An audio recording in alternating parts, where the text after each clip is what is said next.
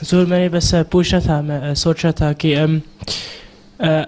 اگر کوئی ظلم ہوتا ہے آدمی کے ساتھ اور کسی اور کا آدمی, ان کے دونوں ایک اچھی زندگی ہوتی ہے اور ایک اچھی نہیں ہوتی, جس کے پاس اچھی زندگی نہیں ہوتی اس کے لیے اچھا ہے چونکہ اللہ اس کو جزا دے گا جب اللہ کے پاس جائے گا. لیکن جانوروں کے ساتھ کیا ہوتا ہے؟ کیا مطلب سوال کیا ہے؟ اگر کسی پہ ظلم ہوتا ہے, جی ظلم ہوتا ہے, اس کے بعد پھر اچھی زندگی کیا سوال ہوا؟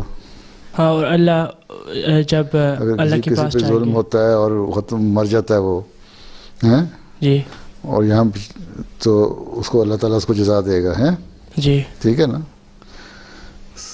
جزا سزا رکھی ہوئی ہے نا اللہ تعالیٰ نے. جی ظالم جو ہے اس کو سزا ملے گی, مظلوم ہے جی اس کے جزا مطلب ہے کہ بہرحال اس کی مظلومیت کی وجہ سے اس کو پھر نہیں تو یہ اس میں مظلوم ظلم ہونے یا نا ظلم ہونے سے کیا فرق پڑتا ہے؟ کوئی بھی نیک آدمی ہے وہ جب مرے گا اس کو جزا ملے گی, اور جو نیک نہیں ہے اس کو اللہ تعالیٰ کہتا ہے جس حد تک بھی سزا دینی ہے سزا دے گا. تو سوال کیا ہے کہ کسی اور جانور پہ ظلم کر سکتا ہے, اور جس پہ ظلم ہو رہا ہے اس کے لیے کیا ہوتا ہے؟ جانور ظلم کرے یا انسان جانور پہ ظلم کرے؟ دونوں دیکھو جانور تو جانور ہے, اگر وہ انسان ہو تو اس کا نام جانور نہیں ہو سکتا. جانور تو ہر ایک اینیمل ہے, ہیومن بینگ بھی ایک اینیمل ہی ہے نا. جی جی ٹھیک ہے نا. لیکن جزا سزا اللہ تعالیٰ نے انسان کو صرف, یہ اشرف المخلوقات ہے, سپریم ہے, سب سے ہیں ایک ہیومن بینگ جو ہے باقی جانوروں سے ہیں, اس لیے اس کو عقل دی ہے, جی عقل دی ہے اور ساتھ تعلیم دی ہے, روحانیت, عقل دی ہے اچھے اور برے کی تمیز کرنے کے لیے. ٹھیک, جی یہ اچھا ہے یہ برا ہے. روحانیت دی ہے انبیاء کے ذریعے سے کہ یہ دین ہے, اس کو اختیار کرو تو نیکیاں کرو گے, خدا تعالیٰ کے قریب ہوگے, عبادتیں کرو گے. اپنے اپنے مختلف انبیاء آئے اپنے اپنے زمانے کے مطابق, اور اس وقت انسان کی عقل کے مطابق تعلیم دیتے رہے. آخر میں حضرت صلی اللہ علیہ وسلم آئے اور ایک کامل تعلیم قرآن کریم نے دے دی. ٹھیک ہے. اب دونوں چیزیں دینے کے بعد اللہ تعالیٰ نے کہا کہ اب تمہیں اختیار بھی دے دیا میں نے, تم نیکی کرو گے, اچھے کام کرو گے تو تمہیں جزا ملے گی, جنت میں جاؤ گے. ٹھیک, برائی کرو گے, برے کام کرو گے تو تمہارے لیے سزا ہے, دوزخ میں ڈالوں گا. یہ بتا دیا. باقی جتنے جانور ہیں دوسرے, ان کو اللہ تعالیٰ نے نہ عقل دی نہ ان کو پابند کیا کہ تم نے روحانیت اختیار کرنی ہے. ان کا ایک مقصد ہے, ان کا مقصد یہ ہے کہ جو تم لوگ ہو انسان, انسان جو ہے وہ اس کی خدمت کے لیے پیدا کیے. اللہ تعالیٰ یہ بھی فرماتا ہے کہ اگر میں نے فوری طور پہ سزا دینی ہو اور دنیا کو تباہ کرنا ہو تو میں دنیا میں کوئی جاندار نہ چھوڑوں. اس کا مطلب یہ ہے کہ انسانی زندگی ختم کرنے کے لیے دوسرے جانور ختم ہو جائیں, اگر پرندے مرنے لگ جائیں, جانور مرنے لگ جائیں, جنگل کے جانور بھی مرنے لگ جائیں تو انسانی زندگی بھی ختم ہونی شروع ہو جائے. یہ آپس میں ان کا تعلق ہے. ٹھیک ہے نا. تو وہ جانور جو ہیں ان کے لیے اگر تمہارا یہ سوال ہے کہ ان کے مرنے کے بعد یا اس کو ظلم کے بعد اس پہ اس کو جزا ملے گی نہیں, تو اس کے لیے نہیں ہے کوئی. اللہ تعالیٰ نے اس کو لیے کوئی معیار نہیں رکھا ہوا کہ تمہاری یہ کام کرو گے تو تمہیں جزا ملنی ہے اور یہ کام کرو گے تو نہیں ملنی. اور ظلم کس قسم کا ہے؟ اگر تم یہ بات کر رہے ہو کہ مثلا آج کل جو وائلڈ لائف کنزرویشن کے لوگ بڑے قائل ہیں کہ فلاں جانور پہ ظلم نہ کرو, فلاں پہ کرو, ہیں فاکس کلنگ پہ شور مچتا ہے یہاں کہ اس کو مارنا جرم ہے, ظلم ہے, فلاں ہے. تو اس کے لیے ایک طرف ایک گروہ ہے وہ کہتا ہے جرم ہے, وہ دوسرا کہتا ہے کچھ حرج نہیں ہے. یہ جانور ہیں, ایک ہر جانور کے لیے اللہ تعالیٰ نے جس کو پیدا کیا ہے وہ انسان کے فائدے کے لیے پیدا کیا ہے. ٹھیک ہے, پہلے اصول بتایا نا کہ اگر میں زندگی ختم کر دوں دنیا سے, اگر تمہیں ختم کرنا ہو انسانوں کو, تو انسانوں کو بھی چاہیے جو اللہ تعالیٰ نے چیز پیدا کی ہے اس کا استعمال ایک حد تک جو جائز ہے وہ کرے ہیں. تو کس جانور پہ ظلم کہتے ہو؟ اگر ہم مثلا بکری ہے, بھیڑ ہے, گائے ہے, تم اس کو ذبح کرتے ہو, تمہارے نزدیک کیا ہے, وہ ظلم ہے؟ نہیں, کھانے کے لیے کرتے ہو نا, وہ چھوٹی چیز ہے, وہ بڑی چیز کے لیے قربان ہو رہی ہوتی ہے. تو میں تمہاری یہ بات نہیں سمجھا کہ جانوروں پر ظلم سے تمہاری کیا مراد ہے؟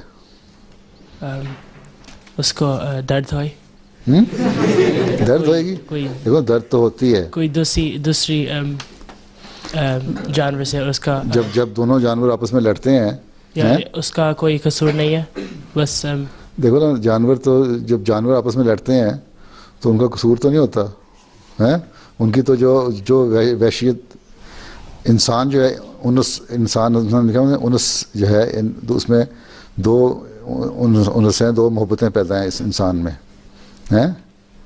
ٹھیک ہے نا, آپس کے تعلقات کی محبت ہے, خدا تعالیٰ کی محبت ہے, ہمدردی کا جذبہ ہے. تو یہ چیزیں بن جائیں, ساری چیزیں, ایک دوسرے کا خیال ہے, محبت ہے, پیار ہے, یہ جذبے جو ہیں یہ انسان کے اندر ہیں صرف. اللہ تعالیٰ کی عبادت ہے, اللہ تعالیٰ سے محبت ہے, نیک لوگوں کے ساتھ تعلق ہے, یہ تو صرف انسان کی خصوصیت ہے. جانوروں میں تو یہ خصوصیت نہیں ہے. باقی جہاں تک درد ہونے کا سوال ہے,